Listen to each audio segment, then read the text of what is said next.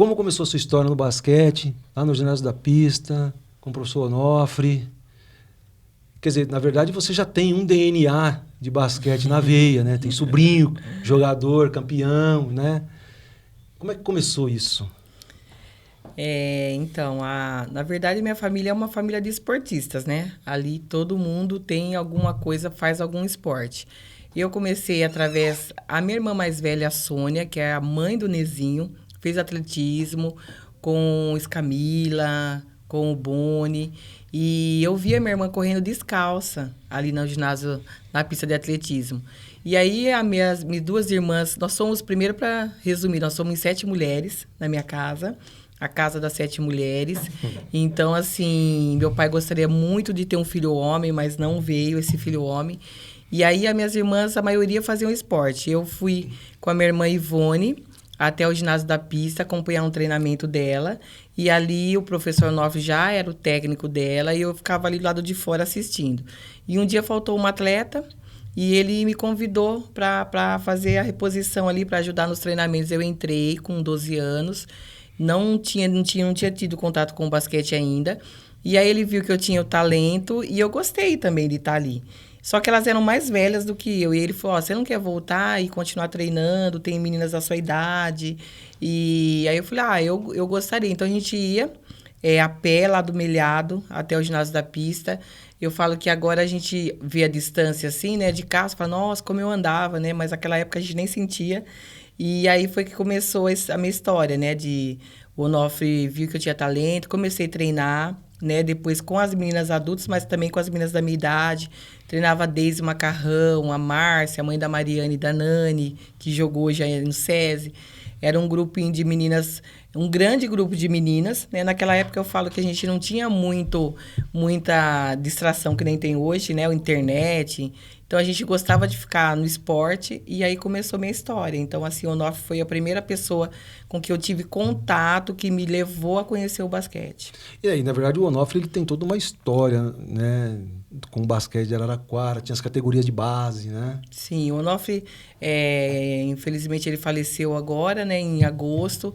E se ele tivesse aqui, ele seria um personagem que teria grandes histórias para contar. Certeza. E eu tenho muito carinho por ele. Toda vez que eu falo, né, dele, da minha história, eu tenho que falar dele, porque ele faz parte da minha história.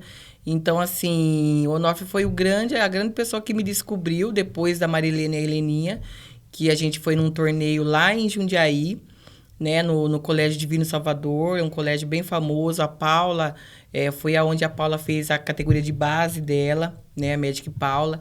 E a gente foi nesse torneio lá e a Maria Helena e a Heleninha estavam assistindo o jogo lá, que eram as técnicas da seleção brasileira, já comandava o time da Unimep de Piracicaba. E elas me viram jogando, eu e a Deise, a Macarrão, que é outra menina que é daqui de Araraquara também, morava na Vila Xavier. E aí elas mandaram um diretor até a nossa casa, eles vieram até aqui. Inclusive o diretor era o pai da Paula, Luiz Remunhão. E aí ele fez esse convite para a gente ir para lá. Então imagina, com 12 anos, primeiro momento meu pai falou não, meu pai era maquinista da FEPAS, meu pai foi do Exército, meu pai era bem machista mesmo. E ele falou que não, que filha dele não ia correr atrás de bola. E aí entrou as minhas irmãs mais velhas que ajudaram, né, nesse processo aí de convencer meu pai a deixar eu sair de casa.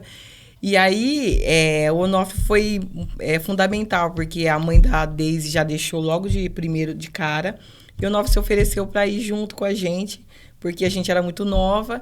Então eles levaram eu e a Deise e o Onofre foi junto. Então o Onofre ficou 1 ano lá em Piracicaba, trabalhando nas categorias de base. Acho que ali também ele aprimorou, né, todo o conhecimento dele. E depois ele voltou e a gente continuou lá. Mas até esse suporte de ir com a gente, foi lógico que foi bom para a carreira dele, mas ele acompanhou a gente também nesse momento aí de sair, porque hoje você vê uma criança de 12 anos saindo de casa para morar em outra cidade, com várias meninas de outra cultura, né?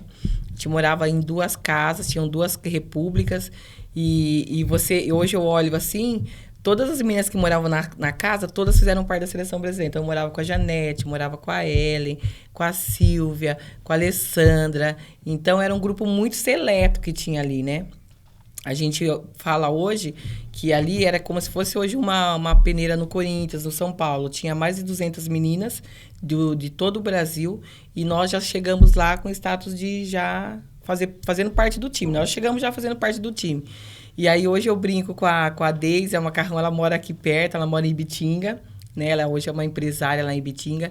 E a gente brinca, que eu falo, Deise, a gente era poderosa, hein? Nós chegamos lá, as meninas fazendo teste, a gente já chegou com o status de contratada, né? Ô, Roseli, pra gente situar, né, quem tá ouvindo, né? Mais uma vez, um prazer falar com você. Isso era em que ano, né? Como estava o país naquela época? Tinha uma dificuldade extra pro esporte feminino? Quando que era isso que você tá contando? Então, era 84. 84 para 85, né? A gente, assim, não tinha muita noção do que ia acontecer com a gente, na verdade. Eu assistia aos jogos na TV e eu via a Paula jogando lá, e era muito distante esse mundo para mim, né? Então, quando eles vieram aqui, a gente foi para lá, a gente não sabia o que a gente ia encontrar. Também o Onofre deu esse apoio pra gente, porque a gente sabia que tinha alguém que é conhecido nosso.